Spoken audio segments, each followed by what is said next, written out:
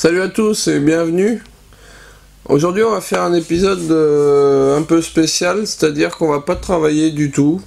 Je profite de cet épisode pour vous parler de choses que je vous explique pas dans mes vidéos.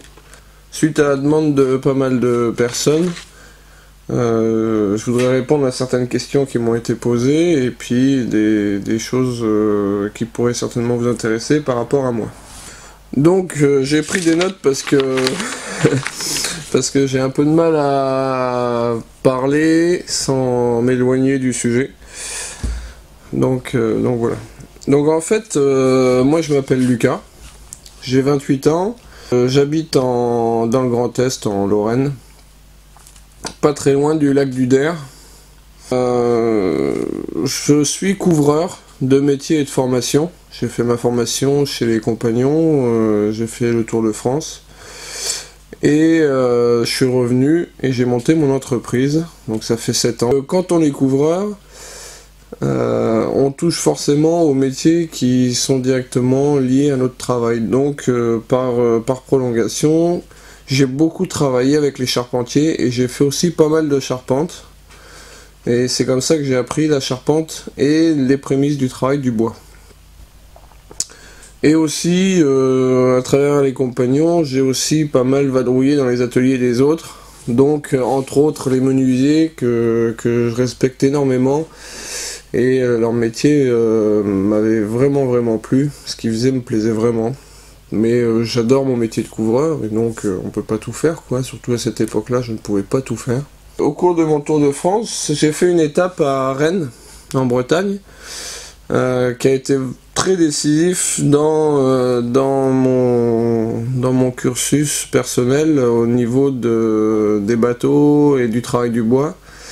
En fait, à Rennes, donc on est en Bretagne, et quand j'y étais, je passais tous mes moments de libre à la mer, à aller voir les bateaux, à aller regarder comment que ça marche, comment que c'est fait, etc. Et déjà à l'époque, je trouvais ça magnifique. Et j'avais le rêve d'en avoir un, quoi, en fait. Maintenant que je suis ici, que je suis bien installé, que j'ai mon atelier, et à cause de vacances en Bretagne, où j'y suis retourné, l'idée des bateaux m'a bien titillé à nouveau, et donc voilà, c'est comme ça que ça s'est remis dans mon esprit. Donc à partir de là, j'ai fait mes premières recherches sur comment ça se construit réellement et tout. Donc j'ai fait mes premières recherches sur des forums, poser des questions à des autres mecs qui ont construit leur bateau. Alors au départ, j'ai approché le forum Bateau Bois parce que on y trouvait des plans gratuits qui, je crois, n'y sont plus, ou en tout cas ils ne sont plus tous disponibles. Bon, c'est pas très grave.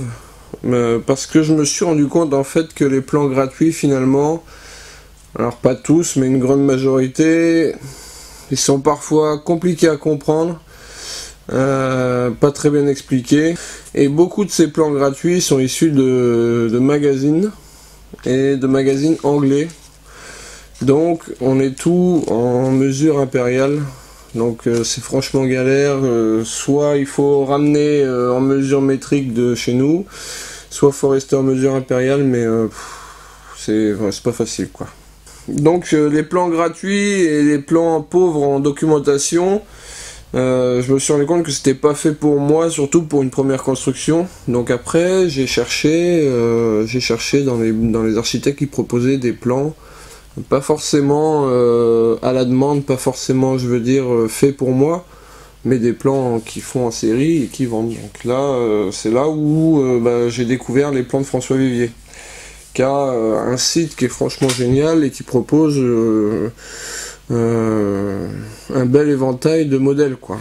Ça inspire pas mal confiance, et le mec a l'air très sérieux, et enfin...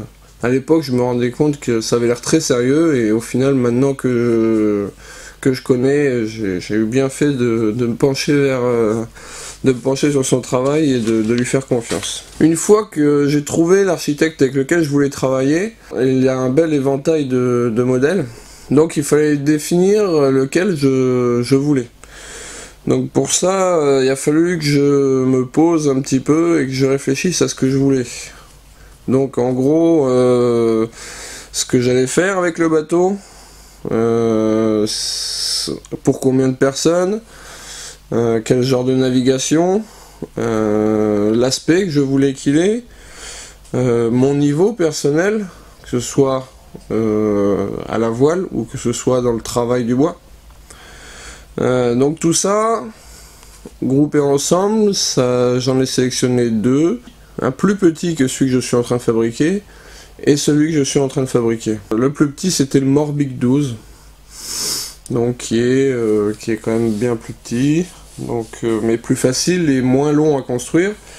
Et puis je me suis dit, quitte à me lancer, bon, autant me lancer pour un truc qui va bien plutôt que de faire un plus petit et d'être un petit peu déçu et de devoir en fabriquer un autre.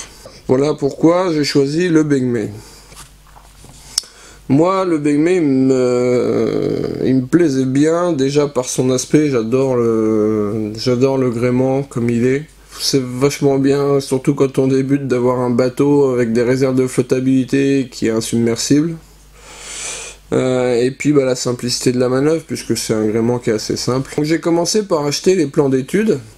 C'est les plans complets avec beaucoup de pages de retirés. En fait, il y a tout ce qu'il faut pour pouvoir étudier en fait la faisabilité du projet. Donc, c'est-à-dire, on a une bonne partie de la liste des matériaux, on a une partie des plans, voir comment c'est fait un peu, etc. Savoir si on arrive à bien lire les plans. Une fois que j'ai eu étudié le plan de faisabilité, le plan d'études, et je me suis mis à acheter des bouquins. À regarder des vidéos, à regarder partout, bien m'instruire pour être sûr d'avoir le niveau pour construire le bateau. Et puis j'ai acheté les plans définitifs. Donc les plans d'études, c'est pas très cher, hein, c'est entre 10 et 20 euros, je sais plus exactement. Donc voilà, c'est pas une fortune et ça permet d'être sûr avant d'acheter les vrais plans. Parce que les vrais plans, on est là pour le Begmei, il me semble que j'étais à 250 euros. Alors, je sais plus exactement, j'ai plus les chiffres en tête, j'aurais dû les noter quand même parce que c'est pas sérieux. Donc j'ai acheté les plans et je me suis penché dans un premier temps sur l'approvisionnement en bois. Parce que j'habite pas près de la mer et du bois pour construire les bateaux, on en trouve beaucoup plus facilement près de la mer. Forcément, puisqu'il y a les chantiers navals qui sont à proximité et qui ont une grosse demande en bois, donc chez les fournisseurs de bois, ce sont des bois qui ne sont pas rares, alors que chez moi, ils sont beaucoup plus rares. Donc voilà. Donc j'achète mon bois, et puis j'attaque le chantier par le début, comme j'ai pu vous l'expliquer. Et puis au bout de quelques heures de travail, je dis j'étais quand même super content moi de trouver des mecs pour me montrer des vidéos, pour voir un peu les gestes et tout ça. Et je me suis dit quand même ce serait cool si je pouvais à mon tour apporter de l'eau au moulin et puis essayer d'aider des autres mecs qui savent pas encore et qui voudraient se lancer quoi. Donc en fait je voulais rendre un petit peu l'appareil quoi. Et aussi parce que je me suis dit que c'était cool pour les gars aussi du forum qui m'avaient beaucoup aidé à mon tour les aider. Alors pas à travers un reportage photo comme on peut avoir sur des forums, mais à travers une vidéo, parce que certains gestes sont très compliqués à expliquer et j'ai beaucoup de mal à m'exprimer à l'écrit. C'est long, c'est fastidieux et on n'avance pas, alors qu'une vidéo c'est tout de suite parlant et il n'y en a pas pour long. Donc voilà le pourquoi des vidéos. Donc une question qu'on m'a posée aussi une paire de fois, c'est pourquoi la Vivacia. Donc c'est vrai que je me suis rendu compte en regardant mes premiers épisodes que je l'avais pas expliqué. Donc je vais vous dire enfin pourquoi la Vivacia, pourquoi est-ce que je veux appeler mon bateau comme ça. En fait la Vivacia c'est le nom d'un bateau dans un livre que j'ai lu étant jeune. Même un paquet de livres parce que c'est toute une série. C'est des livres de Robin Hobb, qui est un écrivain anglais, un très bon écrivain que j'aime beaucoup. C'est des livres fantastiques. Donc ça s'appelle Les Aventuriers de la mer. Donc je vous encourage à aller lire les bouquins, vous y intéressez. Donc voilà pourquoi la Vivacia, parce que ça m'avait beaucoup marqué et j'ai beaucoup aimé ces livres et voilà quoi, je voulais être moi aussi un aventurier de la mer avec mon petit bateau quoi.